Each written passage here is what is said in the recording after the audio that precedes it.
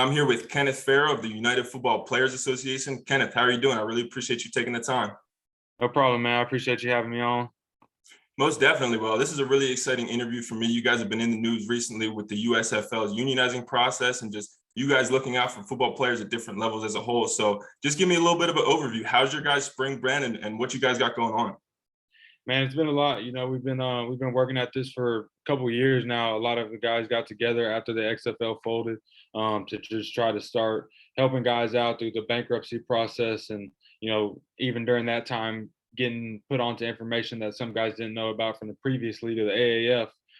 So it's just been a lot of players coming together and kind of helping each other out through these last 2 years of kind of spring leagues that were unsuccessful, and realizing that we wanted to play a part in this thing to hopefully, bring some sustainability and at least, some protections and a voice if things do go bad and hit the fan. And at very best, a good partnership to help build and kind of bring things from our perspective as players.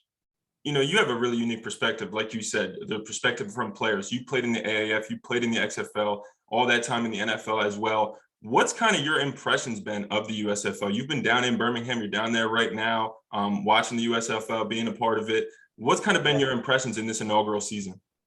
Yeah, I think it's anytime you have an opportunity and you put together something that gives guys a chance to play, we love it, right? That's what we want as players.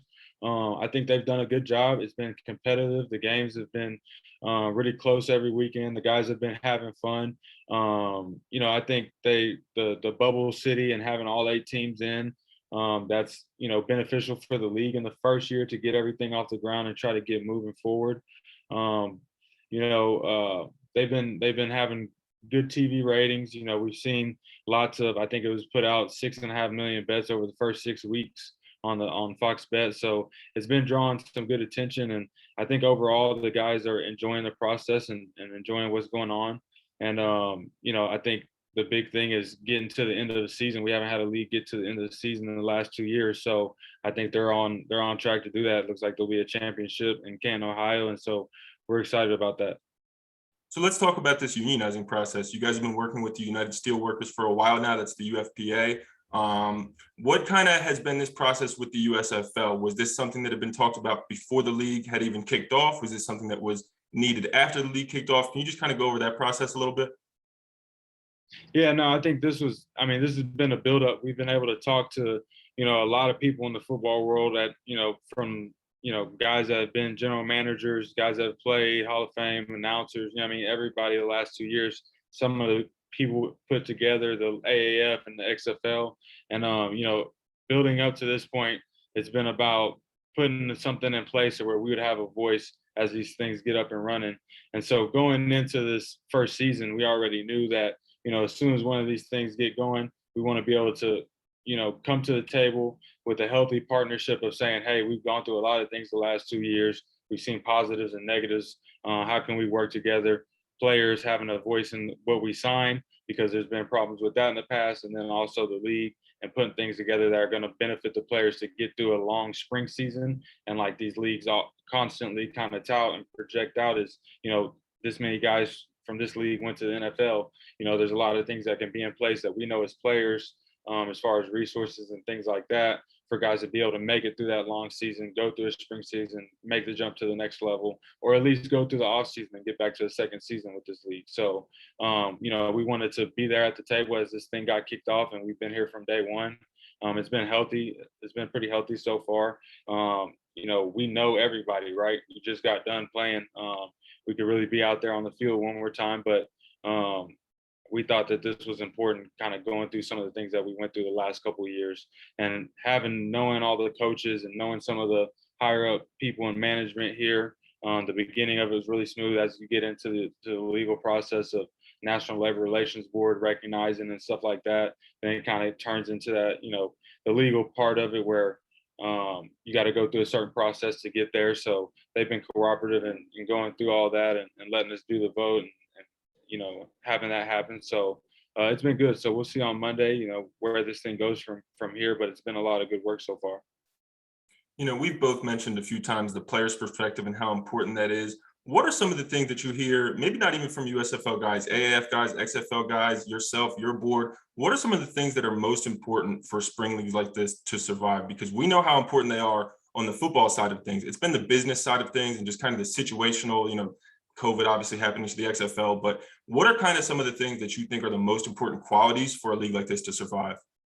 I think it's got to be players first. There's got to be resources for the guys to, one, stay healthy, make it through a season, be able to take care of their bodies. And I think that's one of the biggest things. Going through shutdowns of it, we kind of saw the ugliest parts where if the plug gets pulled, everybody's kind of left on their own. But during those times where things were going good, that was always kind of something that we as players kind of took it upon ourselves, whether it was bringing in, outside massage therapists or finding chiropractors, and some of the things that, the league is already doing so much and may not have the time or energy to put in like they, that has happened the last couple of years. It's all about player safety and player protection. You know what I mean? And that's definitely our number one thing is going to be the health part of it, the medical part of it.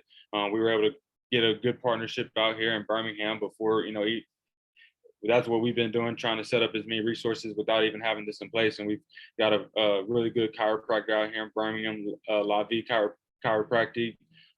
She's partnered with the NFL alumni organization. So she's been seeing all the guys all year, taking care of all the guys. So guys have really appreciated that being there.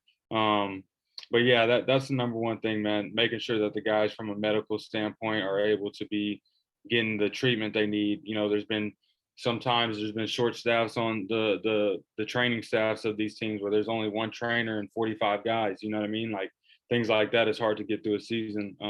And things that just need to be a little bit, brought to attention, you know what I mean? There's a lot going on to get this off the ground, but some of those things just can't be ignored for guys to be able to go through a season and hopefully have a chance at the next level. One of the things that you mentioned there was really what caught my eye prepping for this interview was that you guys were on the ground speaking with local businesses, getting them to, help out these players, chiropractor, massage therapists, things of that nature. If you just elaborate on that, what was kind of that process like? What were some of these businesses' reaction to, the UFPA coming in and helping out the USFL and the players as well? How appreciative have they been of that? Yeah, no, it was good, man. Like I said, coming from the last 2 years and kind of knowing some of the things that we had to get set up previously, we knew it was probably going to be like that. And then once guys got into training camp and there was some complaints about, whether it was lack of trainers or whatever the case was, we were, fortunately ahead of the ball on that, on being able to get the chiropractor set up, have massage therapists come in, on the weekend and things like that. So that's been good. The businesses were all about it. I think that's something that when you get into these local markets, that's a huge opportunity to be able to put some of these things in place that really also helps the players, but feeds the city and kind of draws in the fan base of whatever market you're at. So I think that's something as players we were able to get up. We've got a couple nutrition companies that have made, custom portals for the guys to go get, meal preps and things like that. So I think as far as the city's all in. Anytime you get a football team, everybody's excited about it. It's about being able to bridge the gap. And I think that's what the Players Association is there for, to be able to bridge, some of these gaps that, they got a lot on their plate, getting everything up. And we're able to kind of take some of that off and help the guys out. As far as you said the guys in the USFL as well. Right. Yeah, the players' reaction. Yeah, the players' reaction. Yeah, the guys love it. We got some good video of guys at the chiropractor that we'll be putting out this weekend, and kind of talking with La Vie Chiropractic and Dr. Woody and kind of what she's been able to do. But a lot of these guys, man, it's been a long journey for them to get to this point. Obviously, anytime you get on a platform like Fox, NBC, and that's pretty exciting. You got guys who have played arena for 6 years. You have guys that this is one of their first year, playing professionally after 5 years out of college. So a lot of guys just haven't got the opportunity to even work with, professional medical people like that as well. Guys coming from FCF all over the place. So just to be able to kind of educate the guys on what does it take to make it at this next level? What kind of upkeep does it take on your body? What kind of resources do you have to have? And I think that's a common thing in the NFL. I played for the San Diego Chargers and the Dolphins, and all players always have this book of resources that they go to take care of their body to maintain throughout a season. And so being able to provide that for the guys this opening season has been good. A lot of the guys have been seeing her, they've been wearing her out. She's up there all week, so it's been good. It's definitely a lot of fun to see you in this role with the UFPA. Definitely so valuable to the sport of football. You're such an asset. The whole company is such an asset to the sport of football. But I would be remiss if I didn't ask you. I did hear on Reed Johnson's podcast, the Markcast. Big shout out to him. He does a great job. I did hear you mention that you're still training, that the door is all right. I see it. The door is not closed on football. Yeah. So I gotta ask, how's the body feeling? What's the mindset like towards football? Where are you kind of at right now? Yeah, you know what, man? I'm excited about it because, like I said, you see the USFL, you see the XFL. You got TO and FCF. You got all types of really cool things going just to allow the guys to keep playing the game. And right now, man, Big Ryan Cave, obviously one of the guys that really make this whole thing go. Him having the experience of going through Players Union in the Arena League, getting a lot of good things done for guys in the Arena League, and then being able to also play through that while being that player president and stepping down off the board and doing those things. I'm definitely still got the itch in me, to go out there and play. I think it's hard to step away from the game with the last two situations that went down. I had tore my plantar fascia after the XFL, and that kind of knocked me back a little bit as well. So, but I think the most important thing I'm excited about is, this was important to us because of what we went through. And so to be able to get this up, regardless of where it goes from this standpoint, and now we have an organization where once we need to get organized and make a move on something, we're able to do that. We have strong backing partners. So moving forward, man, I think that was my main goal, to get this thing up. The guys that we've been working with over the past 2 years, whether it's bankruptcy or medical or whatever the case may be, we all felt like we needed it. So to be able to step away from the game, kind of give my body a break, and kind of see what happens after this season ends with the USFL. I'd like to see one end and then talk about year two. And then you obviously have the XFL coming up. So there'll be plenty of opportunities, and I'll definitely be ready if a situation is right, So we'll have to see. Well, I know all the football fans, University of Houston fans, San Diego Chargers fans, San Antonio Commanders fans. I know they remember that game against Birmingham, Offensive Player of the Week in the AAF, Seattle Dragons fans. I know they all want you out there. So I'll be intrigued to see what happens there, intrigued to see what happens next year. And big shout out to Ryan Cave as well. You mentioned him and the AFL Players Union. They really did do a great job with the AFL, especially at the end, those last 3 years. They did a great job protecting the players. They got severance packages at the end of the year. Their numbers were up just in general. So big shout out to them, all the work they did. And I'm really glad to see that they're still doing that type of stuff with Big Cave, Jake Payne, working with you guys. But just as we wrap up here, Kenneth, really appreciate you taking the time today. I know you got a lot going on with everything going on in the USFL, but what would kind of be your message to some football players who are maybe thinking about looking into the UFPA, maybe joining, trying to get a unionized going? What would kind of be your message to some players who are looking into you guys? I think right now we just got to understand that there's power in numbers. We've talked to, like I said, a lot of guys that have been in NFLPA, even been a part of putting some of these leagues together, former players that are coaches, and the consistent message that we kept getting was, y'all got to understand how powerful y'all are, and what y'all can do if y'all come together.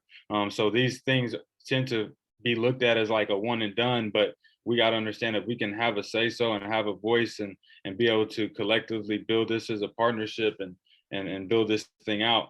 There's a lot of room for us to take steps forward as players and to making this more of a balanced relationship and having a healthy partnership with the creators and the owners of these leagues and what the players are going through from a contract level. So that's the biggest thing. There's strength in numbers. We can get a lot done when we stick together, and it's all about getting organized and having a one voice and one message moving forward. I love it, man. I'm here with Kenneth Farrow from the United Football Players Association. Kenneth, really appreciate you taking the time. No problem. Appreciate you, Harrison.